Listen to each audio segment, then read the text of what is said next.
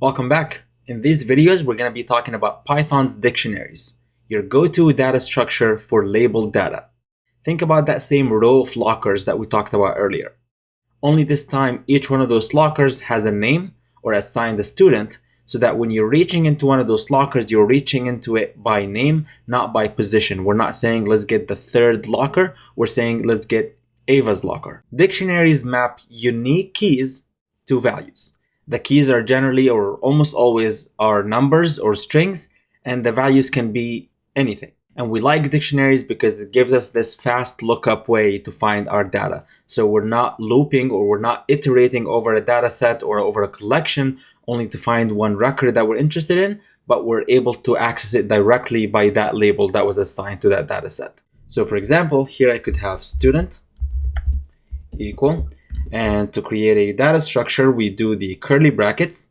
And in here, I'm gonna create my first key, which is gonna be my ID, and that could be a number. And then I'm gonna have another key for the name, and a third key for the program. It could be another string, or actually this could be a list. Let's do that, where it is the IT program as well as the data tech track. And then finally, we could have another key for the GPA. And let's say Ava is a 3.8 student.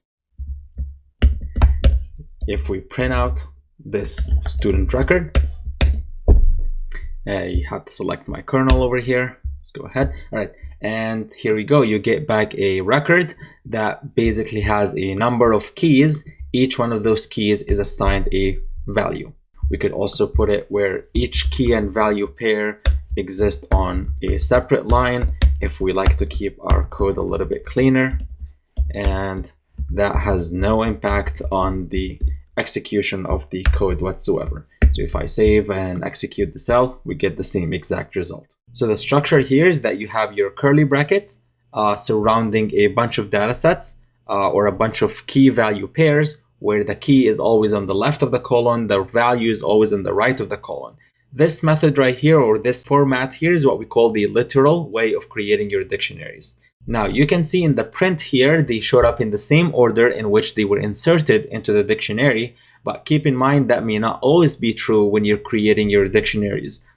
Dictionaries are unordered lists, meaning that you don't actually adhere to or abide by a certain order. And that's really because you're almost always going to be accessing your data here using their names, their labels, rather than their position. We could also create dictionaries in different ways. So for example, here I could have settings equal, and instead of the curly bracket, I'm going to do dictionary, or dict for short.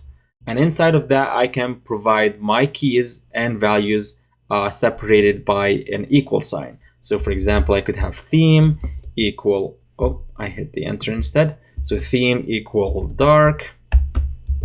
Maybe autosave is on, so I'm going to use a Boolean value here. And now if I actually went ahead and printed this variable, we should get back the result in almost the same format as before, where you have your curly brackets and then your key value pairs appearing inside of that. We could also create dictionaries using pairs of tuples. So over here, I could have courses. This is going to be a list of tuples where the first value, let me call this IT 2053C, and the second item in that tuple is going to be data tech programming, and the second item is going to be IT 4063C, and that is going to be data tech analytics. Now I can create my courses dictionary using again the same dict method, except that this time we're going to pass in our courses. If we went ahead and printed that courses dict, we get back a dictionary where the key is the first value in the tuple and the value is the second item in the tuple. Also, if I had a list of names, let me do this. I have Alice, John, and Ava. And let's say I have exam 1 grades. So where they have these scores here. We could use the zip method to create a tuple of the grades. So we could do something like this, scores, or let me call it exams for consistency, equal zip, exam 1, exam 2, and exam 3. And what that basically looks like, if I convert that into a list, is a list of tuples where we are combining all the items from the same index together in a single tuple. So for the first tuple here, it is 100, 90, and 99. For John here, it is 90, 80, and 100, 80, 100, and 90 for Ava. Now we can try to apply the same thing similar to what we've done earlier with the courses, where the first item in the tuple becomes the key and the second becomes the value. We could do something like this, where we could have a grade book equal, we call this grades, equal, and here I'm gonna zip the names, the first list, along with whatever the zipped value of exam 1, exam 2, and exam 3. So I'm just gonna combine them all together in one line like that. And if I do that, then I can wrap the entire thing into a dict. And now if I print out what grades look like, we get back a dictionary where the first key is the first name and it is associated with those scores right here. Same for John and same for Ava. Now keep in mind, all the keys in a dictionary have to be unique. So if I have a variable here, I'm going to call it conflict just to make it super clear what we're trying to do here. If I have the first key is the letter A, let me move this up, with the value of 1, and I have the letter B with the value of 5, and let me try to add in A one more time with the value of 99, and then we try to print what the conflict look like. We should get back only one instance of the letter A, or of the key A, and one of the key B, and what happened here is that whichever one comes later overrides the first one. We could also check for how many keys and how many items do we have in our dictionaries by using the length method. So if I do length conflict, here I should get back 2.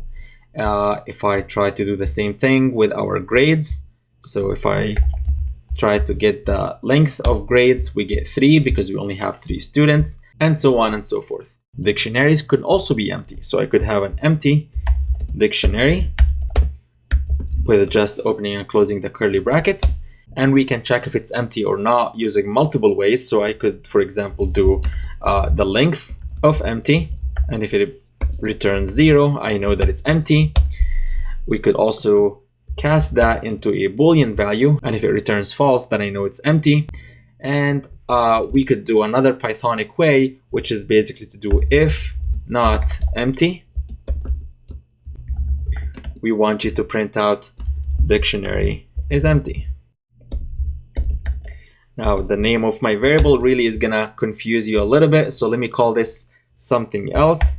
I'll do the function 2, and let's call this sum dictionary. All right, so basically what I'm checking for here, I'm basically saying if there is not sum dictionary, or if there is nothing in that sum dictionary, then I want you to print out dict is empty, which is exactly what we get over here. Now we want to talk about how do we access items in a dictionary? How do we check for the existence of a certain key? How do we insert, update, delete, so on and so forth? But we'll do that in the next video.